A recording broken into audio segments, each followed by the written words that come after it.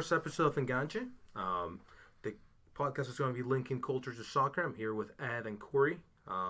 This being the first episode today, we'll be talking a little bit about how we got into soccer so you can get to know us, and we'll just go from there. So, who wants to start, guys? Cory, why don't you start us off?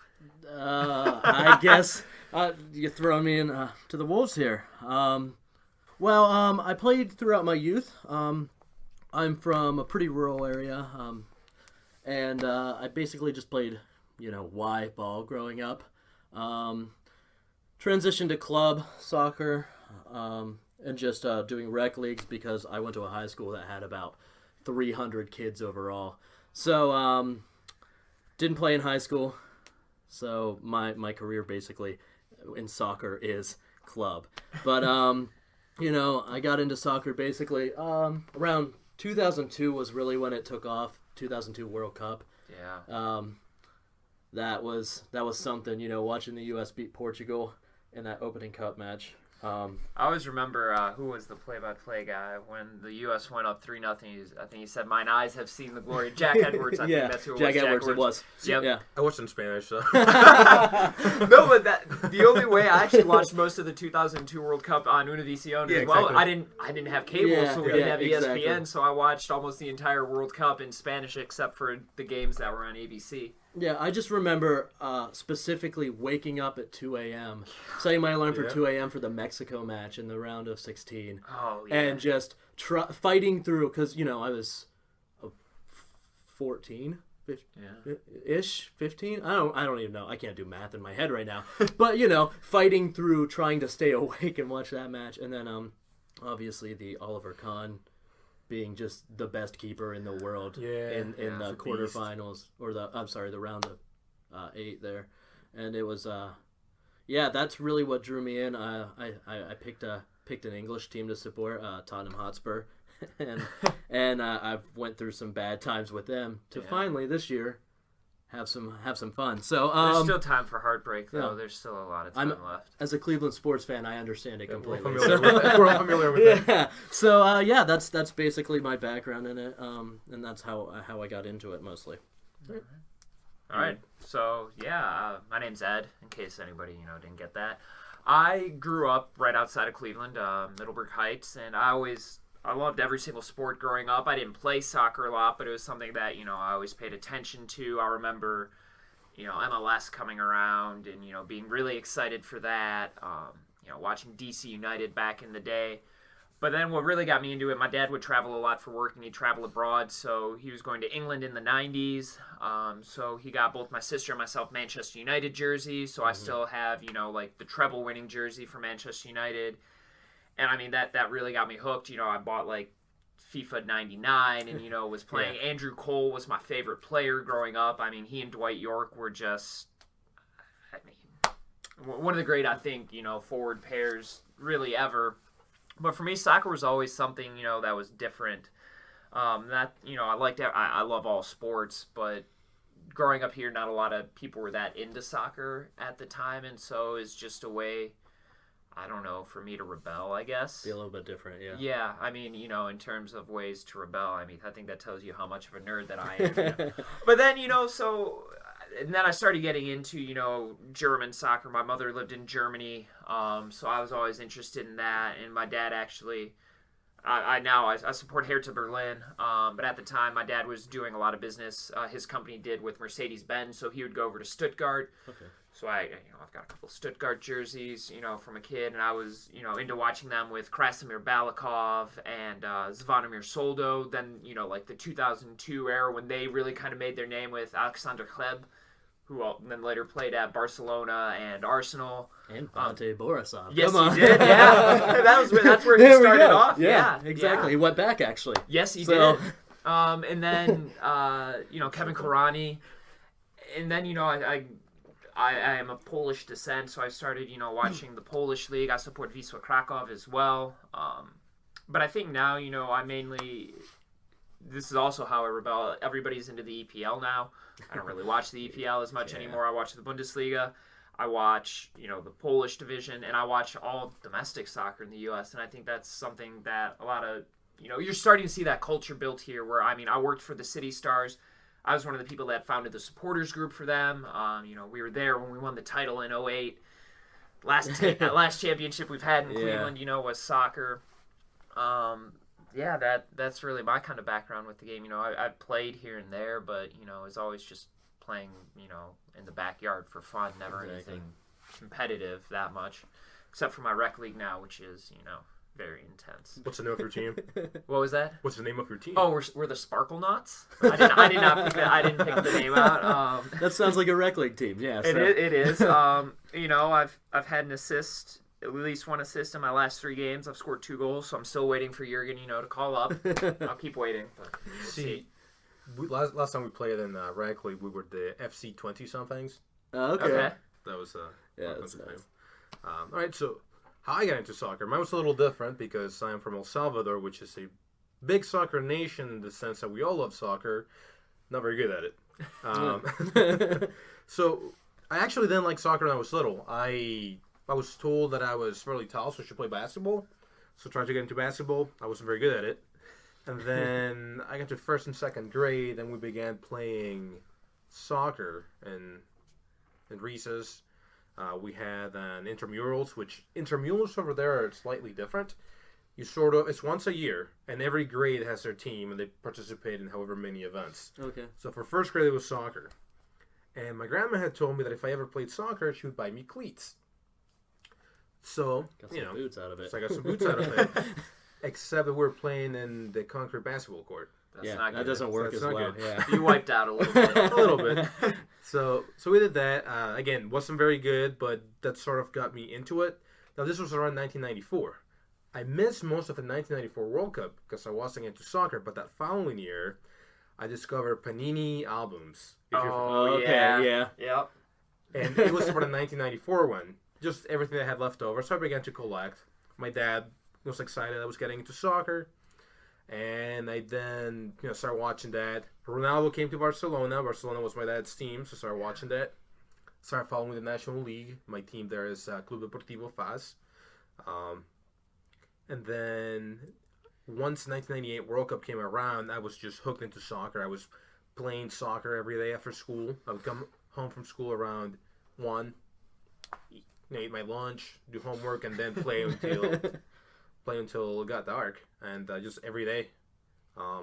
World Cup came around, and then I moved to the U.S. on Thanksgiving 1998. So my thinking was, I'll finally get to be good at soccer because no one plays soccer here, right? But the problem was no one plays soccer here. Yeah, so, exactly. So it's kind of weird. Did one spring soccer team. I was 11, so played spring soccer. And then after that, I didn't really play until my freshman year of high school, just because we couldn't afford it. Yeah, club soccer in this country is pretty. It's expensive. We wonder why we can't get the athletes to the national team, and it's because nobody can afford to play. No. So I tried out for the high school team. Everyone made it because we have enough people. So I was playing JV. I wasn't very good. I was probably the worst guy on the team when the season started because I hadn't been playing club soccer. I hadn't been practicing every day. But as the season came to an end, I was getting better. I was starting with the team, or starting for the team, I should say. And I got the most improved trophy, which was really nice because I felt that I put the work in, got something. And then they instituted a pay-to-play policy where you had to pay $400 to play. So that was the end of my high school soccer career. Yeah. Like you guys, though, the 2002 U.S. men's soccer team left an impact on me because it was cool to see a CONCACAF team sort of stick it to the big guys, Italy and Portugal. Oh, wait, it was Italy 2006. Yeah, Italy lost to South Korea in the 2006. We were in a group with, right. We had Poland and South Korea in our group, and then we played that's Mexico and Germany in the knockouts. Okay. And we lost to Poland 3-1. And we drew with South 1-1. Korea. Clint Mathis that took with us the goal. through. Yep. So that happened in 2006, watched the World Cup, came to college, played, indoor soccer every now and then. Mm-hmm. But really, 2010, I was getting ready for the World Cup, discovered that I could, after 10 years almost, finally have a Panini album because they did them online. They do them online now. Yeah. And they were free. I did not know that. Yeah. Wow. Yeah. So actually, I still have the 2010 on my computer somewhere. But so you can collect them and start getting ready for the World Cup. End of 2009, I went to El Salvador. I went to the final. My team had made it. Mm-hmm. So, and they won, and that was really cool. So that sort of sparked everything. Yeah. Watched the World Cup, began just going to a soccer field, and I went to Kent State, so went to the soccer fields by myself, and then international students would come join me and play with me. Joined the summer league, and since then I've just been... It's really grown. Yeah, just really grown. I've been playing, and I've been watching more, and now I write articles sometimes and stuff, so... So that's me. But yeah. Now, thinking back, we talked about 2002 and how was that team left the U.S. team in 2002 left a mark in all of us. It seems like. Can you compare like the landscape then to what it is now? It's no, you can't. Like No. like you were saying, you couldn't even watch it on TV. Yeah, I mean, so if you didn't have cable, I mean, the only way was in Spanish. So I mean, honestly, growing up, most of the soccer that I watched was the Mexican league because that was the only stuff I could watch. So I became a really big Pumas fan. I still am, but I mean, it's just amazing. We can watch more soccer than most countries in the world. Take the Premier League, for example. They have 1 or 2 matches on in England of their domestic league. And here, if you get NBC, you can watch every game every week. That's insane. Well, there's a reason for that, too. They have a law that you can't show certain games. Too many. Yeah. Yeah. But that's insane. And now, we have the Bundesliga. But even in, Germany, it's all... The games are on Sky, which is a premium channel, so you can't even just walk into a bar and watch. It has to have, the little sign outside that says they have Sky. Because otherwise, you're not watching the game. Yeah. No, it's amazing to me. Like you said, you used to have to... Do you guys remember streaming games through totally legal means? Yeah. Yes. Well, I mean, when I used to listen to radio streams of the game because that was the only way. So, like with Manchester United, they with Real Player, if you remember that, it was where you could stream radio and stuff. So I would listen on Real Player to these games back in 2003 and 2004 before they started charging for them. But yeah, that was the only way. Nothing was on TV or it was on, pay-per-view channels. There were some on Fox Sports World when that was still a thing, but you had to pay. Yeah. I mean, an exorbitant amount of money to even get that channel. See, the thing that, when I try to think of, where it was and where it is now, I have a story about, the 2010 World Cup. I actually had to work during the last group game against Algeria, where Landon Donovan famously scored that last-minute winner. My dad, who's this industrial, work with your hands, he loves football, but that's about it kind of guy. He could maybe tell you who David Beckham was, possibly. He couldn't tell you who Ronaldo is, or Cristiano Ronaldo, or Messi. But Landon Donovan scores that winner, and my dad called me. And my dad was like, "Oh my God, did you see this? You see this?" And that tells you, that's a perfect story for where it's been, and especially with the U.S. national team, I think it has a way better means of uniting people and making people love the sport because we're all about nationalism in this country. America. Exactly. And people can come together to root for the country, even if they don't like the sport. They can use it as an excuse to get drunk and chant USA. So and if the U.S. I think the popularity in this country will continue to keep going up as long as the U.S. national team keeps being relevant. And hopefully you can have the U.S. national team be relevant. People can get into MLS. People can get into, leagues around the world. And it can continue to grow like it has for the last, decade plus. And that's where I think we're starting to see it now is some of that stuff coming into more grassroots soccer in the United States. So, you can wake up early in the morning and watch, Arsenal on TV and go to a bar. Or, but then you can also, drive to whatever town. I mean, there's so many different teams in the United States that you can still go and watch your team play. And at least for me, I mean, that's one of the beautiful things. So, here in Cleveland, we have AFC Cleveland. And you know what? It might be semi-pro soccer, but it's our team. It's yours, yep. And, you just feel that connection with it. And hopefully those people who keep getting into it will then go and find their local team and, help the game grow here. Exactly. Yeah, I love the grassroots approach that's happening. Like you said, it's just nice to see people take it upon themselves to create this culture and to really build it from the ground up rather than having an executive just tell you, hey, this is your team, we're going to support this. So I like that. Like little teams here and there. And I say little teams, but I mean, that's how it starts. Look at what Detroit has done. I mean, they just Crazy. raised almost $800,000 $750,000 from like 71 people. I mean, it's like it's just an insane amount of money for a non-professional team to raise, and it was all of their supporters' passion. I mean, I may not like the team Detroit; Exactly. they're one of our rivals, but you cannot. You have to respect that. Exactly. I mean, how can you not? And they have done so much to help. They started off with like 15 people at their first game, and now they have like 3,000 in their supporters group, and that's a team that's connected with the city.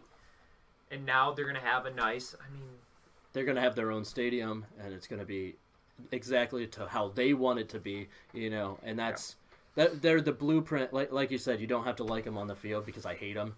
I hate them so much.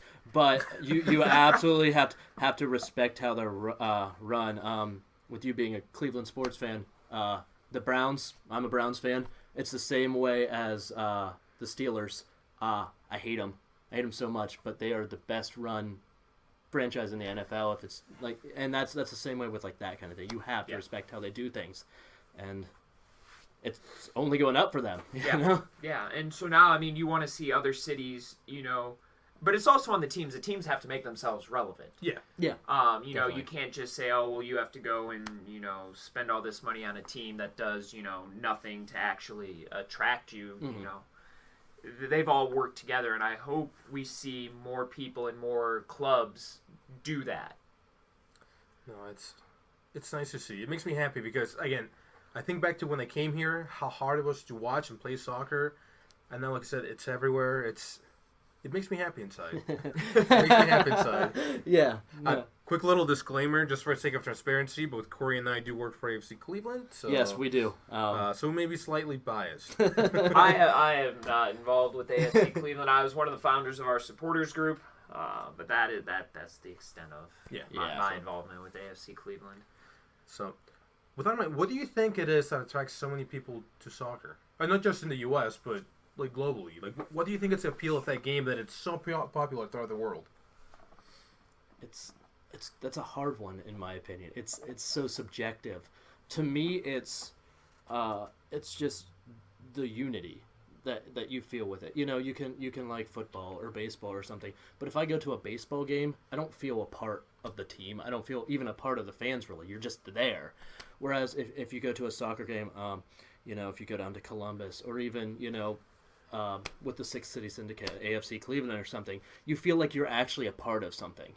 And I think around the world that's true just the same way. So I think that unity is something that you can feel a part of, you know, and that probably draws people into it more so than anything. Like, you walk into a ground and people are singing songs already, and it's just that atmosphere is so intense as compared to pretty much any other sport. And I think part of it's the difference that how sport evolved in the United States versus how sport evolved in everywhere else in the world. So, I mean, you go to Argentina, you're in Buenos Aires, you're in a neighborhood that has that neighborhood's team, and everybody in that neighborhood supports the team because the players are from that area, the ground is in that area. So, you know, if you're a San Lorenzo fan, that's where you're from. Yeah. And so that's what you grew up with. You grew up with the players. You see these guys come through the youth teams. They're your friends. You're all going to the stadium together.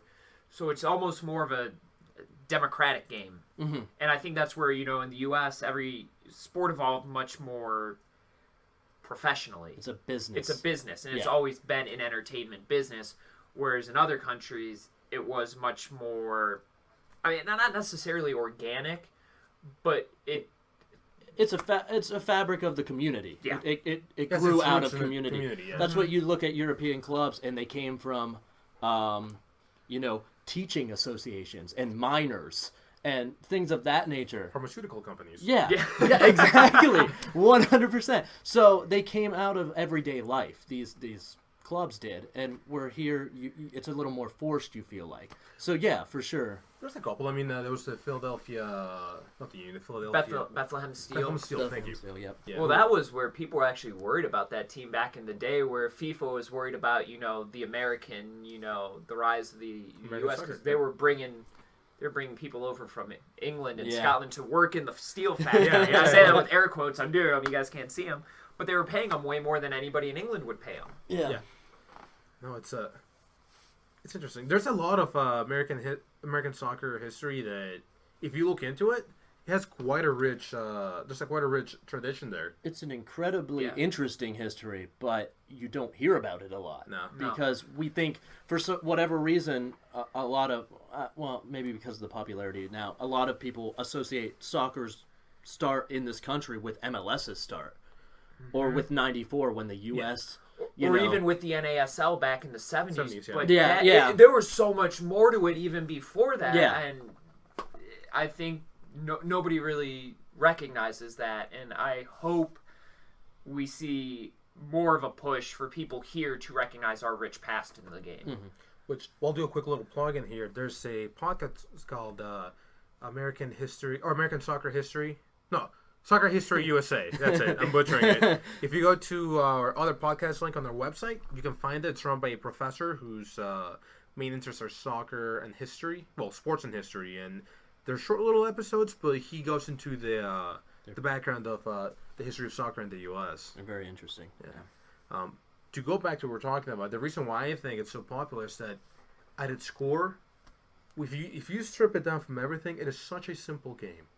You can play it on the street, which is how they did it in El Salvador, how they play it in El Salvador. You can play it in the beach. You can play it anywhere. And all you need is a soccer ball. And people make goals out of stones, sticks, masking tape. All you need is any ball. Yeah. Yeah, Just you don't any even need it. Yeah. The balls that we used, they were not professional soccer balls. They were this balls were made from this hard plastic, almost like the kind that they use for cups, and they were like 25 cents, and they weren't perfect. They were not perfect. They were like uneven. You paid 25 cents for them, and you would play until you poked a hole in it. And then once there was a hole in it, you would try to like blow it back up, and you keep playing. But sometimes when we were at school, we would take a little piece of paper, crumple it up, and the game was trying to meg someone else. Like, and then That's funny. at the time, if you got megged, everyone would kick you in the butt. I'm not making this up. I know it sounds so really I would have been true. so bad at that game. Yeah, I would have got kicked a lot. But the kids are playing this in other countries.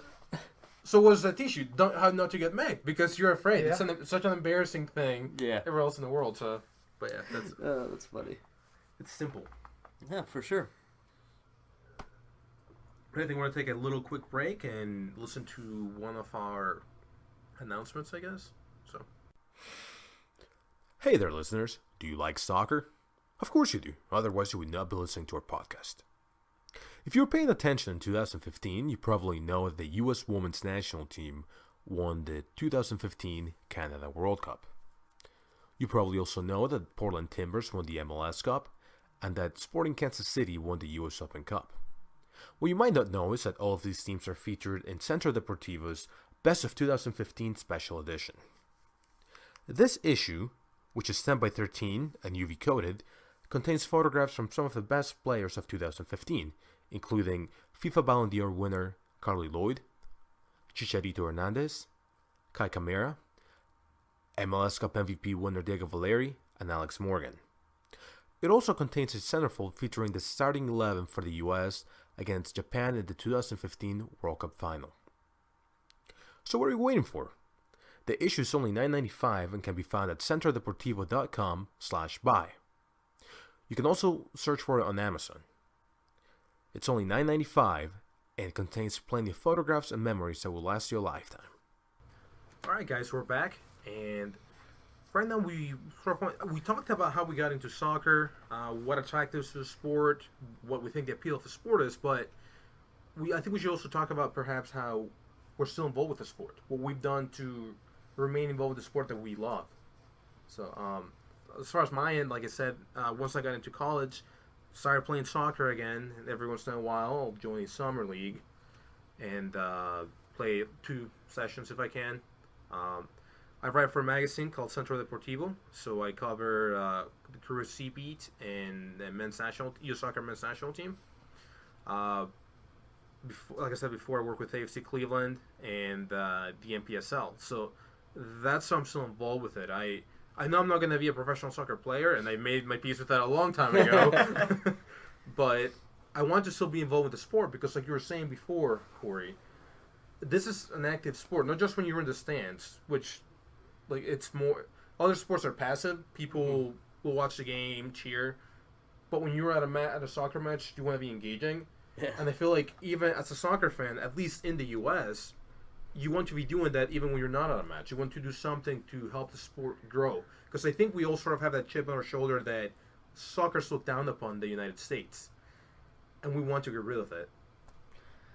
Yeah, I mean, we still almost have that, I mean, kind of a Inferiority complex. Yeah, that we, somehow we can't have our own American soccer culture. We have to do what everybody does in England, or we have to do what people are doing in, South America, or, Argentina, wherever you want to say. And it's changing.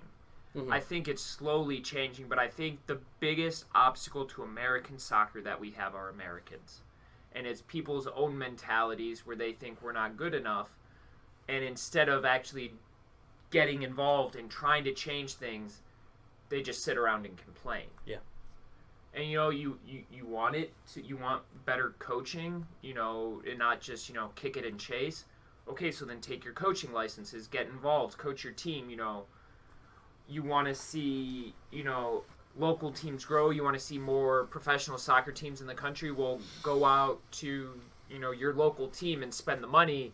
I mean, not that you have to support a team that doesn't do anything correctly, but invest in the game. Mm-hmm. And that's how changes are going to be made. Changes aren't going to be made just sitting around and complaining about something. You actually have to take that active step. That's probably my biggest pet peeve. I'll hear people say that, the quality of the game's so bad I can't watch it. Well, do something about it. Like you said, just...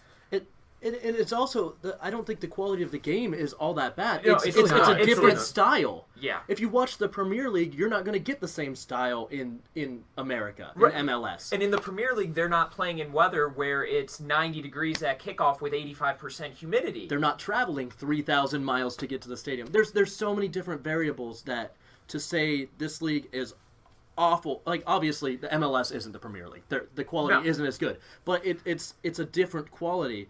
And it's just like, whenever I got involved with AFC Cleveland, actually, I thought 4th Division soccer in the U.S., it's gonna be so bad. It's so much fun to watch, and it's definitely imperfect, but it's not that it's bad, it's just so different. Yeah.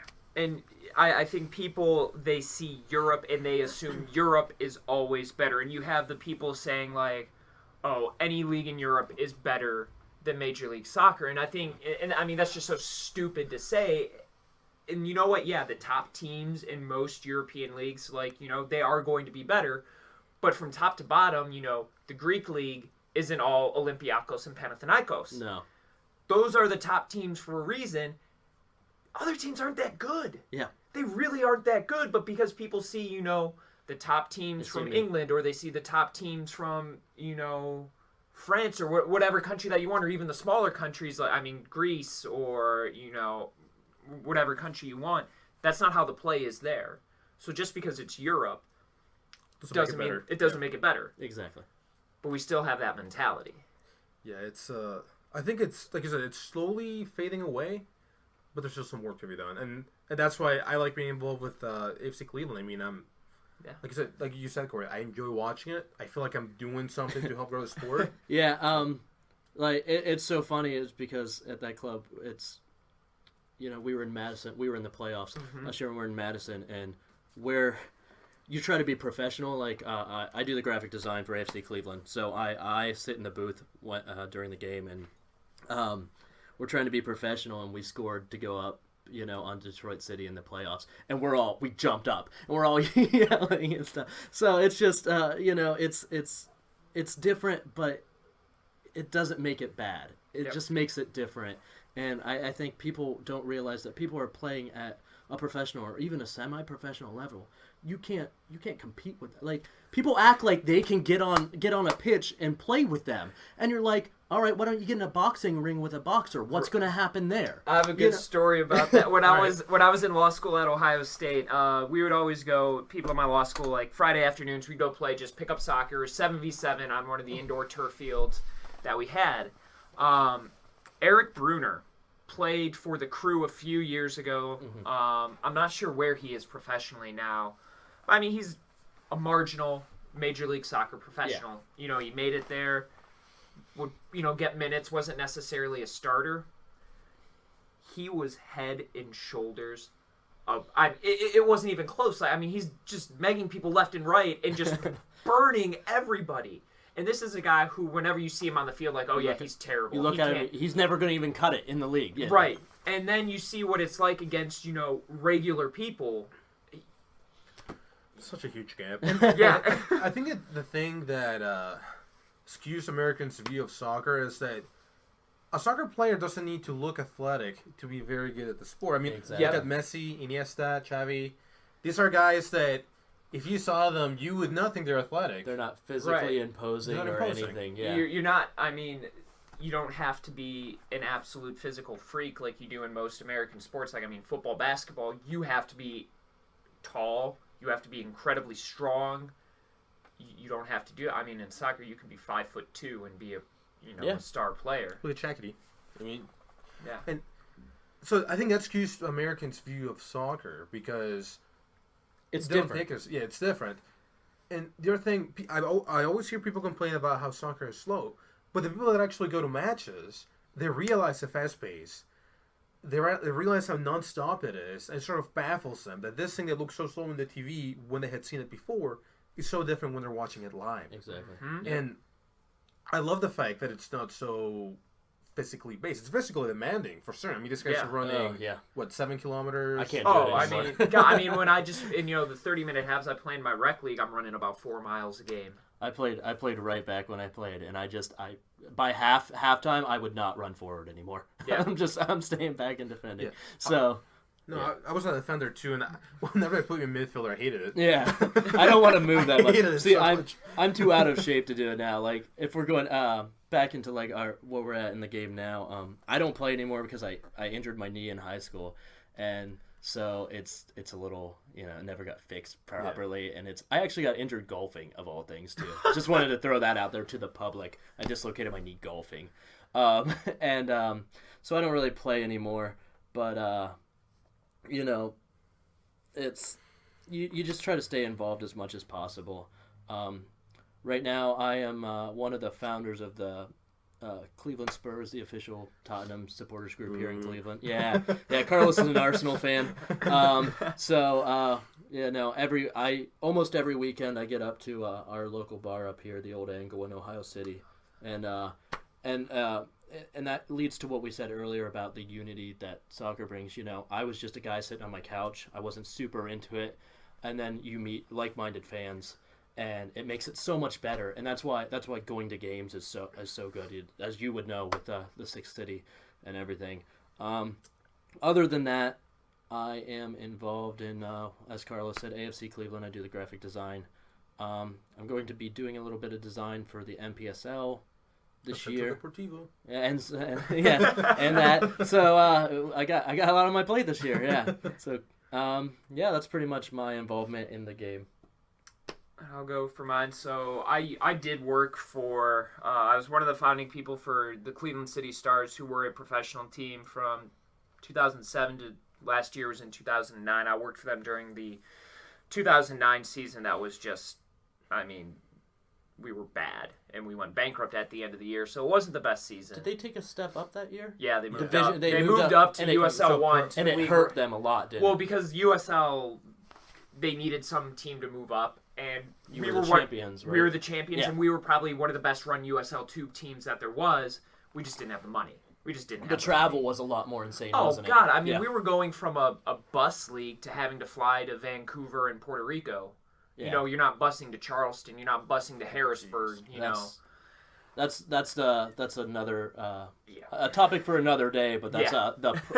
a relegation and promotion kind of situation that Yeah, we'll talk a little We've bit. had Yeah, talks we're not. about I don't. Oh my God, no. I don't want to get no. Ted on us yet. So No. Oh no, we'll just get Applebee's on him. I don't know if any of you guys. Yeah, okay. yeah. Anyway, back to you. back to this. Okay.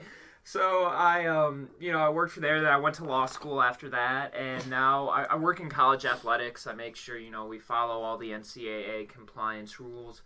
But my background is in journalism. I got my undergraduate degree in journalism, and so I'll write an article here and there.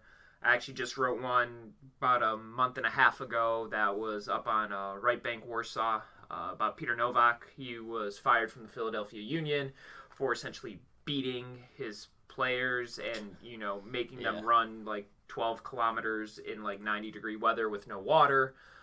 He just got hired to be a manager in Poland, so I wrote a little bit on that. But for me, it's staying involved as a supporter.